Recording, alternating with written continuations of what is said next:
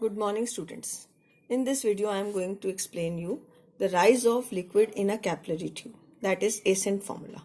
In the last video, I have discussed about the capillarity. So now I am going to discuss why there is a rise of liquid in a capillary tube and what is the height through which it rises. For this, I will take, this is a container in which the liquid is present having S be the surface tension. S be the surface tension of the liquid. S be the surface tension of the liquid, right? And this is a capillary tube. This is a capillary tube in which the liquid acquire concave upward shape, which acquire concave. So in this also the liquid acquire which shape? Concave upward shape. Liquid acquire concave upward shape. Now I will consider 2 points. One is the point A just above it and B is the point just below it. Now we know that this is a convex upward shape. At point A, the pressure is P atmospheric. And we know that the pressure on concave side is greater than the pressure on below this. Pressure at point A is greater than the pressure at point B. By what amount? This is equal to PA minus PB is equal to 2S divided by R. This we have discussed in excess pressure. So what is the pressure at point A? P atmospheric. This is minus 2S by R is equal to PB. This is the pressure at point B. Right? So at this point A, atmospheric pressure, and at this point B, the pressure is P atmospheric minus 2S by R. Now if I will consider 2 points C and D, this is almost flat. So pressure at point C is P atmosphere and point D is just below the C. Point D is just below C.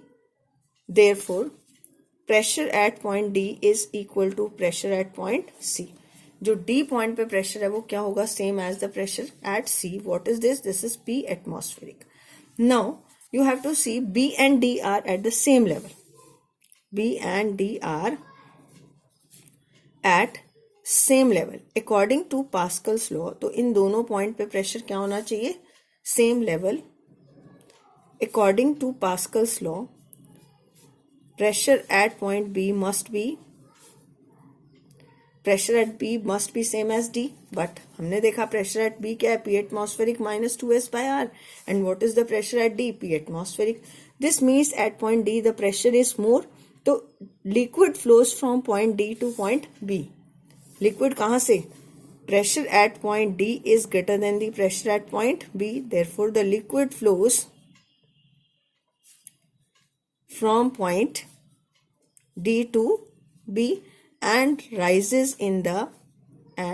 liquid rises in capillary tube. Liquid क्या होगा? Rise हो जाएगा किसमें? Capillary tube में. And let us suppose through the height. अब हम इसको यहीं show करेंगे. Through the height, this liquid, ये point, this is a point A. And this is a point B. And the liquid rises in it through the height H. कितनी height तक liquid level rise हो गया? H. And this is a point E. This is a point E. Liquid rises in the capillary tube through the height H. Right, students? तो अब E point E is in level with D point. Point E is in level with point D. E और D same level पे. तो pressure at point E कितना होगा? Pressure at point B plus H into rho g, because E is under the height. ये H height तक liquid rise किया तो pressure exerted by liquid column is H rho g and this is the pressure at point B. What is the pressure at point E? The pressure at point E is same as the pressure at D. और D point पे कितना pressure है? P atmospheric. That we know this. This is equal to pressure at point B is, ये हमने निकाला हुआ है, P atmosphere minus 2S by R plus H into rho into G. So it get cancel out and H into rho into G is equal to 2S divided by R. From this the height of liquid H comes out to be 2S divided by R into rho into G. The height through which the liquid rises is H equal to 2S divided by, this is the required formula. एक formula ये है. Now what is this R? R is the radius of the spherical meniscus. अगर हम इसको यहाँ draw करें, capillary tube को। तो ये मेनिस्कस बनी थी। So this is the radius of this is suppose I is the radius, ये रेडियस आर है, and small r is the radius of the capillary tube.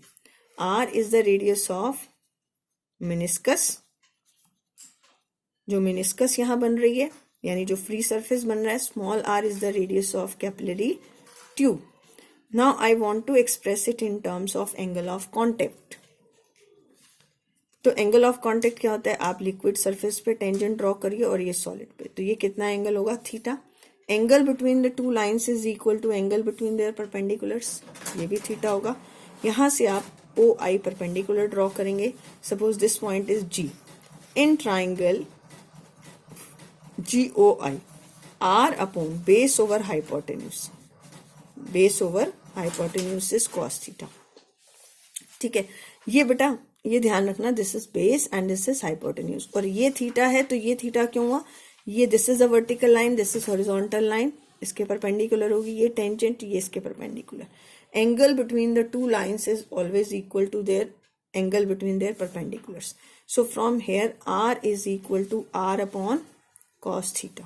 Put this value of R in this relation, it become H is equal to 2S divided by R upon cos theta rho into G.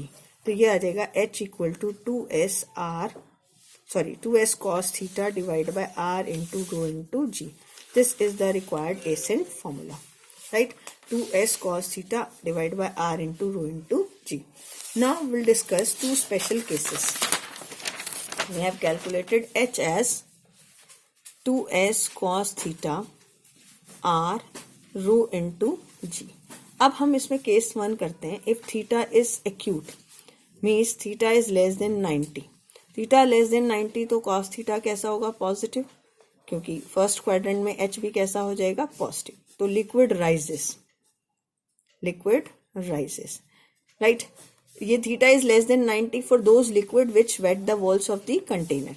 If theta is greater than case 2, if theta is greater than 90 degree, तो cos theta कैसा होगा, negative, और H कैसा हो जाएगा, negative, means the liquid falls. ये किस में होता है, this is in case of mercury. In case of mercury this liquid falls, यहाँ लिक्विड कैपिलरी ट्यूब में राइज होने की बजाय क्या होगा, फॉल्स, राइट। तो H is negative if theta is greater than 90 degree. Now we have to discuss the rise of liquid in a tube of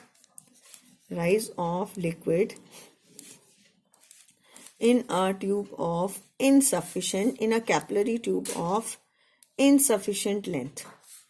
Insufficient means if the tube length is insufficient, मान लो ये liquid rise किया इसमें, और ये जो आपका tube है, जितनी हाइट तक लिक्विड राइज होना था, the height is less, this is H equal to, हमने किया था 2S divide by R into rho into G। ठीक है, तो अगर हाइट, जितनी हाइट तक राइज होना है, उस ट्यूब की लेंथ उतनी नहीं है, if H is small then what happens, water does not overflow, then water or the liquid does not overflow. Why it does not overflow? The reason is H into R is 2S divided by rho into G. ये पूरी term आपकी एक constant है liquid के लिए, तो H product of these two term is constant. दो terms का प्रोडक्ट अगर कांस्टेंट है, इफ H इज इनसफिशिएंट तो रेडियस क्या होगा, increase. If H is small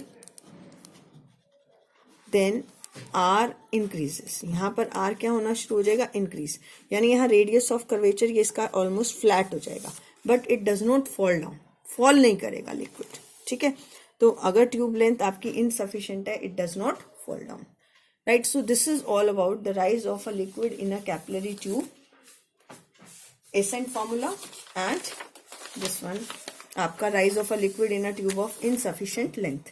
Next is variation of surface tension. What are the factors on which it depends? Variation of next is variation of surface tension. First is the effect of temperature. तो इसमें as temperature increases the surface tension decreases. जैसे जैसे temperature increase होता है surface tension क्या होगा, decrease. कैसे decrease होगा, through this formula S T, this is the surface tension at temperature T, S not into 1 minus alpha into T. This is the surface tension at temperature T. S naught is the surface tension at 0 degree Celsius. And what is alpha? Alpha is the temperature coefficient of surface tension. And what is T? T is the temperature. Right आपने देखा भी होगा कि जो lubricants होते हैं या आपके अगर आप ऑयल ले लें, अगर if it is hot then it can easily spread होने का मतलब क्या है, its surface tension decreases. Second is the effect of impurity. Effect of impurity,